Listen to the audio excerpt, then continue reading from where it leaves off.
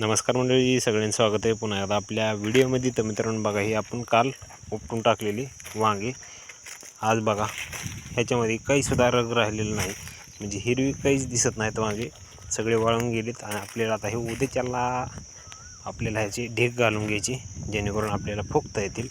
म्हणजे कसं की ढीग जर घातली का ह्या वांग्याची तर फुकायला बरं पडतं आहे. आणि असे जर वाळू दिले का तर हे काय होतं आहे की फुकता वेळेस ह्याला जाळ लागत नाही. तर त्यासाठी आपण आधीच कडपं घालून ठेवायची आणि पुन्हा मग जाळ लावायचा आणि त्याच्यावर टाकले का सगळे जळून जातात. तर मित्रांनो, आता ह्याला लगेच उद्याच्याला नांगरून घ्यायचं आपलं नियोजन टॉमॅटोचं. आणि मित्रांनो, थोडं प्लॅनिंग चेंज झाली. ह्याच्यामध्ये आपल्याला हे लावायचं, वाल पण लावायचं म्हणले आता, म्हणजे टोमॅटो काही आणि वाल काही असं दोन्हीचं कॉम्बिनेशन करायचं. म्हणजे कॉम्बो पॅक म्हणा थोडक्यात. तर दोन्ही लावायचे. म्हणजे काय करायचे माहिती आहे का, आता इकडून ह्या बांधाकडून आपल्याला लावायचं वाल, हे वांगे आहेत एवढेच, आणि तिकडून लावायचं टोमॅटो.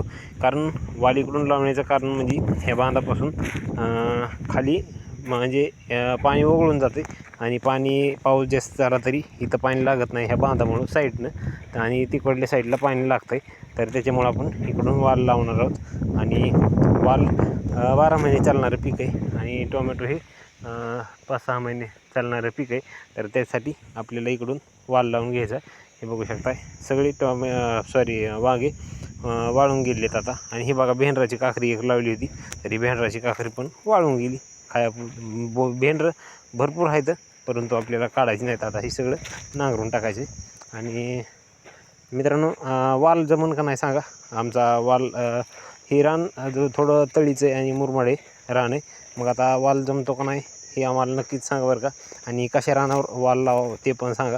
म्हणजे काळा रान दुसरीकडं आहे, त्या रानावर पण आम्ही लावू शकतो.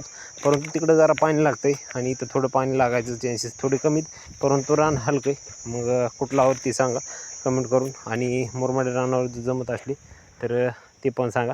भेटू दुसऱ्या व्हिडिओमध्ये. तोपर्यंत रामकृष्ण हरी.